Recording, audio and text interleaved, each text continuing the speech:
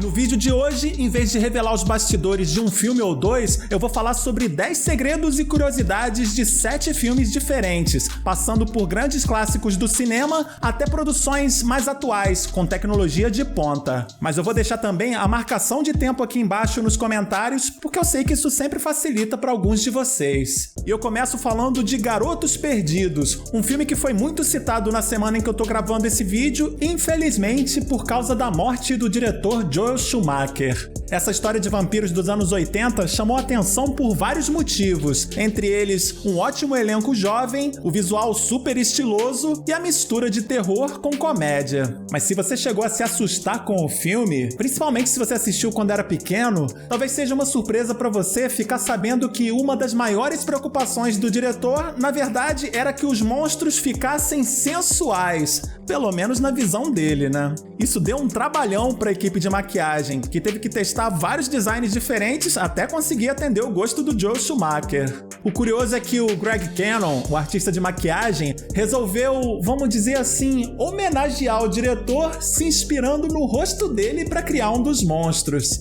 E segundo o maquiador, o Joel Schumacher chegou até a perceber essa semelhança, que provavelmente pouca gente notou. Outra curiosidade é que a lágrima do Kiefer Sutherland nessa parte do filme, na verdade, foi provocada pelo desconforto do ator com as lentes de contato. E o resultado ficou legal, né? Até combinou com o contexto da cena. Falando agora de um filme mais recente, Guardiões da Galáxia 2 mostrou um dos efeitos de rejuvenescimento digital mais impressionantes dos últimos anos. E o Kurt Russell surpreendeu todo mundo quando chegou a dizer em algumas entrevistas que a maior parte daquele efeito tinha sido criada só com a maquiagem tradicional. Mas pelo jeito, o ator não estava muito bem informado não. Foi o supervisor de efeitos Chris Townsend quem acabou explicando que, na verdade, só cerca de 20% do efeito foi conseguido com a maquiagem. O resto foi tudo CGI, tudo computação gráfica. E foi resultado de meses de trabalho das equipes da Lola Visual Effects, que aliás já fez vários efeitos desse tipo para filmes da Marvel. Os caras dominam essa técnica como ninguém. Em Guardiões 2, eles usaram o ator Aaron Schwartz como uma referência de rosto mais jovem, mas o que a gente vê o tempo todo na tela acaba sendo o mesmo Kurt Russell, e não um dublê. Outra referência que foi muito útil para os efeitos foi o filme Carros Usados, de 1980. Isso porque, naquela época, o Kurt Russell ainda estava bem jovem e sem barba, com mais ou menos a mesma aparência que tinha que ser reproduzida no filme da Marvel. Guardiões da Galáxia 2 também mostrou como a maquiagem tradicional pode evoluir de um filme para o outro. A maquiagem do Drax, por exemplo, no primeiro filme demorava cerca de 4 ou até 5 horas para ser feita, mas para o segundo filme chegaram a conseguir finalizar o trabalho em cerca de 1h30. Outro problema era tirar a maquiagem, mas conseguiram agilizar o processo colocando o ator e 3 maquiadores dentro de uma sauna para soltar a maquiagem mais rápido. A caracterização da nebulosa também evoluiu de um filme para o outro. Reduziram bastante o tempo da maquiagem, reduziram mais da metade do tempo e fizeram com que a atriz não precisasse mais raspar totalmente a cabeça. Sorte da Karen Gillan, né? Falando agora de um classicão bem das antigas mesmo, o filme O Mágico de Oz foi marcado por vários problemas de bastidores, de atores intoxicados até queimaduras provocadas por efeitos especiais. Isso só para citar alguns exemplos aqui. Infelizmente, o conhecimento científico da época nem se comparava ao que existe hoje. E um exemplo disso é que, para fazer o efeito da neve, usaram amianto, um material que hoje é conhecido como altamente cancerígeno.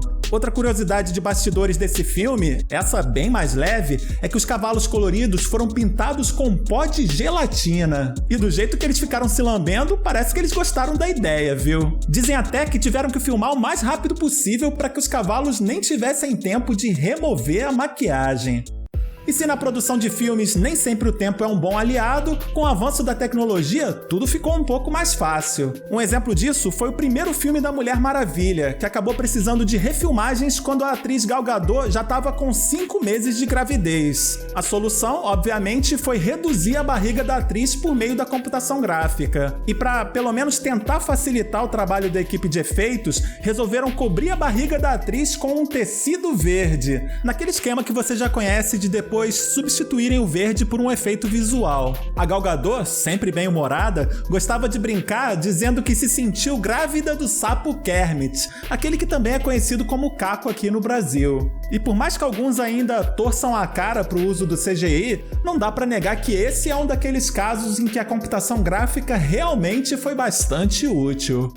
Mas como eu prometi falar de curiosidades de grandes clássicos, nada melhor do que citar agora O Poderoso Chefão, vencedor dos Oscars de melhor filme, melhor roteiro adaptado e também de um prêmio merecidíssimo para o Marlon Brando. A transformação do ator para interpretar o Don Corleone é sem dúvida impressionante. E até hoje, muita gente deve achar que ele usou algodão nas bochechas para mudar a fisionomia. Segundo o diretor Francis Ford Coppola, o Brando até chegou a colocar lenços de papel na boca, mas foi só durante um teste. Na verdade, a solução usada nas filmagens foi uma espécie de prótese na boca do ator, que queria que o personagem ficasse parecido com um bulldog. As escolhas do Brando e o trabalho de maquiagem tinham um grande risco de virar uma espécie de caricatura, mas em vez disso, eles conseguiram criar simplesmente um dos personagens mais icônicos do cinema num filme inesquecível.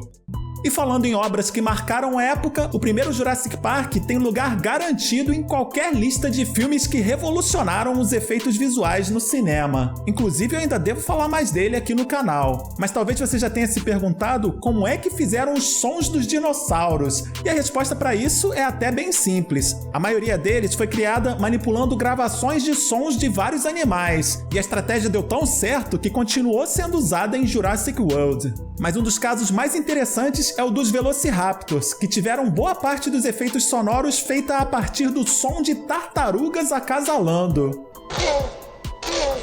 Pois é, daí a gente vê que não foi por acaso que Jurassic Park acabou ganhando Oscars de edição de som, mixagem de som e, claro, de melhores efeitos visuais. Curiosamente, o episódio 1 de Star Wars, A Ameaça Fantasma, concorreu ao Oscar justamente nessas 3 categorias, só que não chegou a ganhar nenhum prêmio. Isso mesmo apostando na tecnologia que permitiu a criação de seres e ambientes totalmente digitais, uma coisa que na época, claro, não era tão comum como hoje. Mas um dos detalhes mais interessantes, que muitos fãs já conhecem, mas vale a pena comentar, surgiu de uma sacada bem mais simples. É que, para fazer aquele comunicador que a gente vê o Liam Neeson segurando no filme, usaram na verdade um aparelho de depilação feminino. E só o fato da gente estar comentando isso até hoje já mostra que, mesmo com o avanço da tecnologia, o lado mais fascinante da magia do cinema continua sendo a criatividade. Se você gostou do vídeo e puder compartilhar, eu te agradeço bastante. Não esquece também de deixar seu comentário aqui embaixo. E como eu sempre digo, o like ou dislike fica por sua conta. Um grande abraço e até a próxima!